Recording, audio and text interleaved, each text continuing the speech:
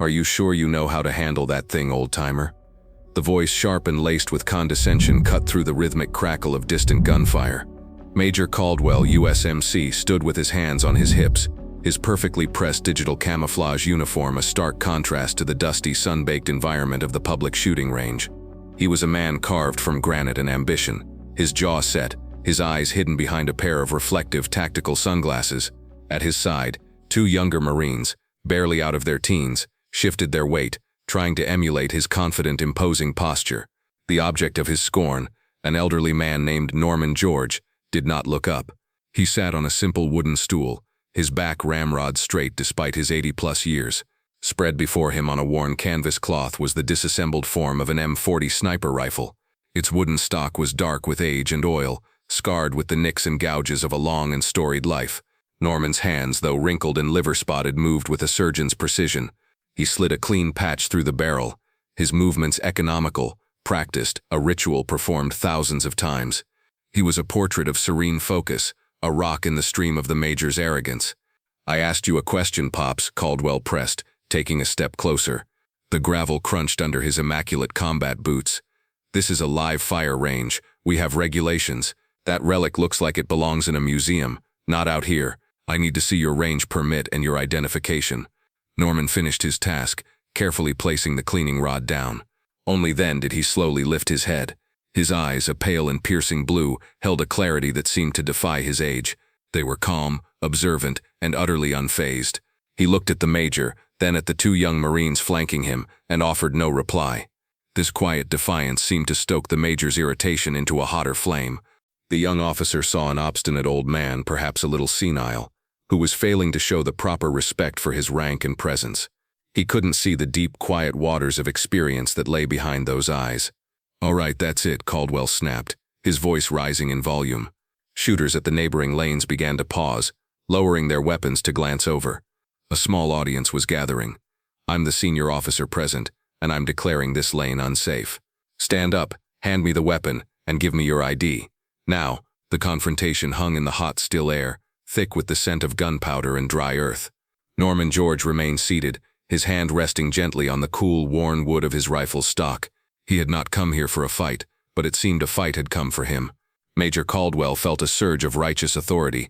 The old man's silence was insubordination.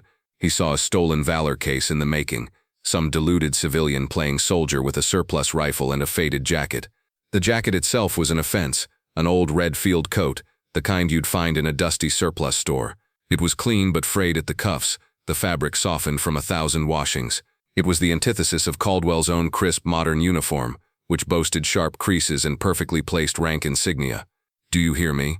Caldwell's voice boomed across the range, silencing the last few rounds of popping gunfire. Everyone was watching now.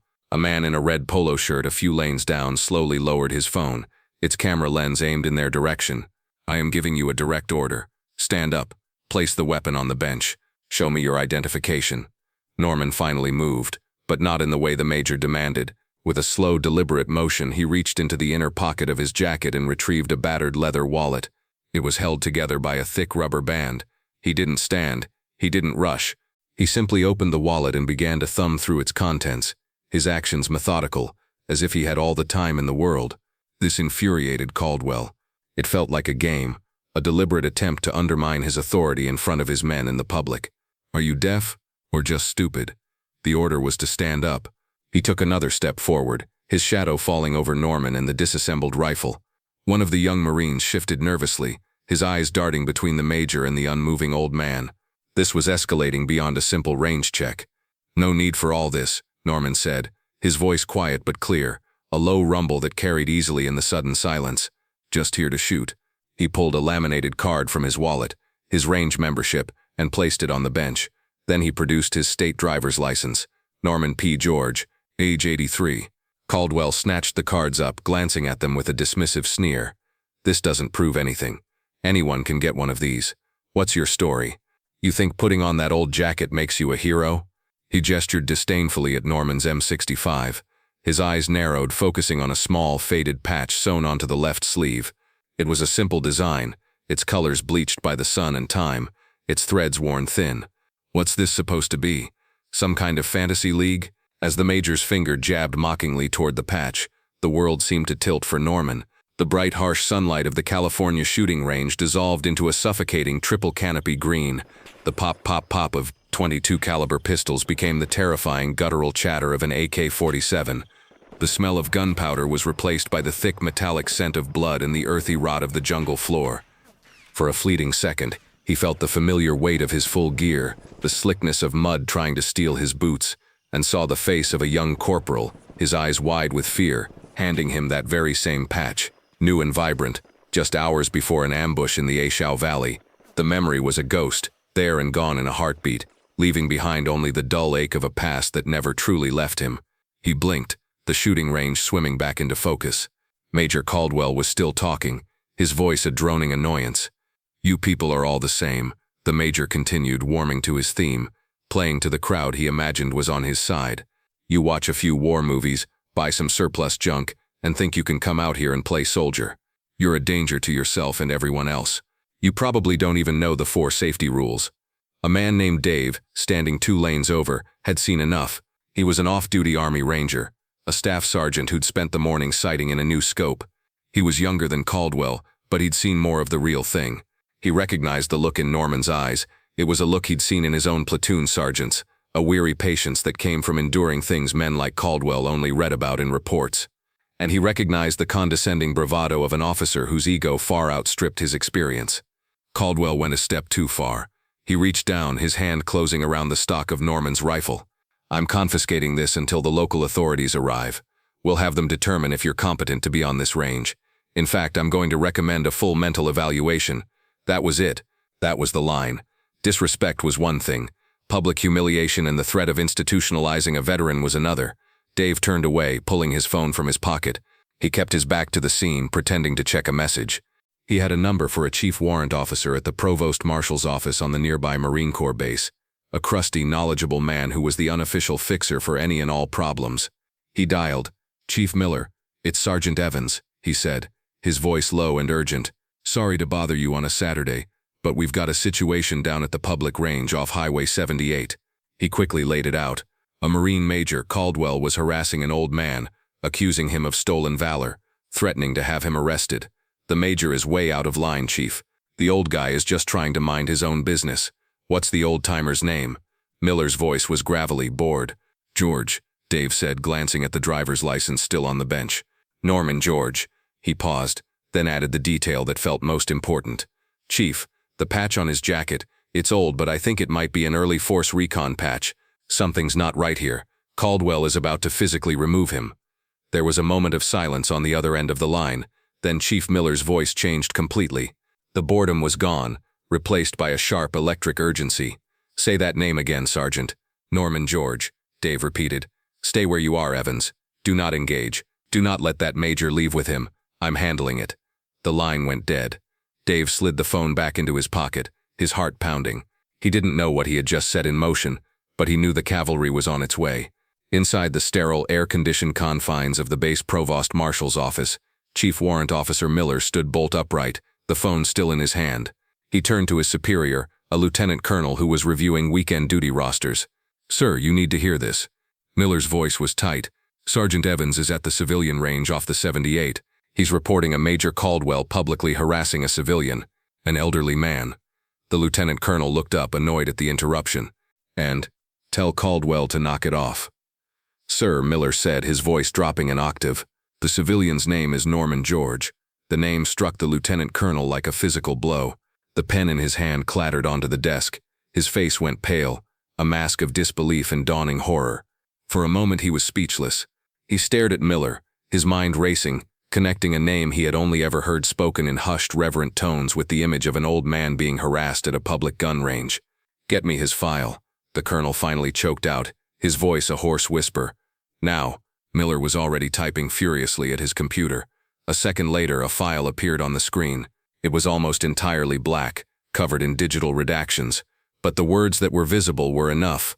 "Classified, top secret, eyes only," and under a list of commendations, Distinguished Service Cross, OLC, Silver Star, Bronze Star with V device, Purple Heart, X5, Unit Affiliation, First Force Reconnaissance Company, Special Projects Group, MACV VSOG.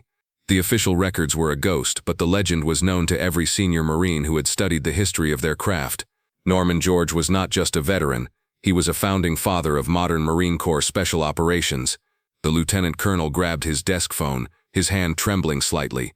"Get me the base commander. I don't care if he's on the golf course or in the shower. Get him on this line right now." He looked at Miller, his eyes wide with urgency. "And you, get a security detail. 2 vehicles, MPs, lights and sirens. I want you at that range 5 minutes ago. You treat this like a 4-star general is under threat. Go." Back at the range, Major Caldwell was basking in his perceived victory. He had cornered the old man, exposed him as a fraud, and was now exerting his full authority. He saw the crowd's silent stares not as disapproval, but as confirmation of his power. He felt strong, decisive, a leader taking control of a messy situation. "All right, Grandpa, show's over," he said with a final, arrogant flourish. He reached out and placed a firm hand on Norman's shoulder, preparing to pull him to his feet. "You're coming with me. We're going to have a little chat down at the station, and then maybe we can find a nice quiet room for you where you can't hurt anyone." It was the ultimate overreach, the final, unforgivable insult. He wasn't just questioning Norman's honor, he was stripping him of his dignity and his freedom. Norman didn't flinch or resist. He simply looked up at Caldwell, and for the first time, a flicker of profound disappointment clouded his calm blue eyes. It was the look of a man who had seen the very best and the very worst that men could be, and was saddened to find the latter standing before him, wearing a uniform he held sacred. That was when the first siren became audible. It started as a faint, distant wail, easily dismissed as a passing ambulance on the highway. But it didn't pass. It grew louder, closer, splitting into 2 then 3 distinct sirens, all converging on their location at incredible speed. Heads turned, the crowd murmured, confused. Major Caldwell released Norman's shoulder, a flicker of uncertainty crossing his face. What was going on? Seconds later, a marked military police cruiser, followed by 2 imposing black SUVs, screeched into the dusty parking lot, their emergency lights painting the area in strobing flashes of red and blue. Doors flew open before the vehicles had even fully stopped. Uniformed MPs, sidearms holstered but hands resting near them, fanned out, their eyes scanning the scene with practiced intensity. From the lead SUV emerged a tall, imposing figure. He was a full colonel, his uniform immaculate, a constellation of combat ribbons on his chest. He moved with an unmistakable air of command, his eyes sweeping across the crowd until they landed on the scene at Lane 4. Major Caldwell standing over the seated form of Norman George. The colonel's eyes widened, first in confusion, then in shocked recognition, and finally, in a wave of pure, unadulterated reverence. He strode forward, his pace quick and purposeful, ignoring a bewildered Major Caldwell who was attempting to salute him. The colonel walked right past him as if he were invisible and came to a halt 3 feet in front of Norman's stool. He drew himself up to his full height, his back ramrod straight. He brought his hand up in the sharpest, most respectful salute of his long and decorated career. His voice when he spoke was filled with an emotion that stunned the onlookers into absolute silence. "Mr. George," the colonel said, his voice cracking slightly. "It is an honor, sir." Norman looked up at the colonel, a faint, weary smile touching his lips. He gave a slow, almost imperceptible nod of acknowledgement. The colonel held his salute for a long moment before dropping his hand. He then turned, his face a mask of cold fury, and fixed his gaze on the now petrified Major Caldwell. "Major," the colonel's voice was a low, dangerous growl like grinding stone. "Do you have any earthly idea who this is?" He didn't wait for an answer. He turned to face the entire crowd, raising his voice so every single person could hear. "Let me educate you all. This man is Norman George. He retired as a gunnery sergeant, but that title doesn't begin to tell his story. He served with 1st Force Reconnaissance Company in Vietnam. The man you see before you is one of the architects of the Marine Corps Scout Sniper program. He wrote half the damn doctrine we still use today." The colonel pointed a trembling finger at the M40 on the bench. "That is not some relic. That is his rifle, issued to him in 1966. It has been with him on over 100 long-range reconnaissance patrols. With that rifle he saved more Marine lives than anyone in this entire zip code has ever met." He took a step closer to Caldwell, his voice dropping but losing none of its intensity. "This man holds 2 Distinguished Service Crosses, a Silver Star for gallantry, 5 Purple Hearts. He is spoken of in reverential whispers at Quantico and Paris Island. He is a living legend of the Corps. And you, Major," the colonel's eyes were blazing, You have just stood here on my watch and publicly humiliated him. You have dishonored him. You have dishonored yourself. And you have dishonored that uniform you are wearing." A wave of shock and shame washed over the crowd. The man with the phone was still recording, his hand shaking. The two young Marines behind Caldwell looked like they wanted the earth to open up and swallow them whole. Their arrogance had evaporated, replaced by a horrified understanding of what they had just witnessed. They were looking at a ghost from the history books, a hero of the Corps, and they had stood by while their major treated him like a common criminal. The colonel turned his back on Caldwell, a gesture of ultimate dismissal. He then crouched down so he was eye level with Norman.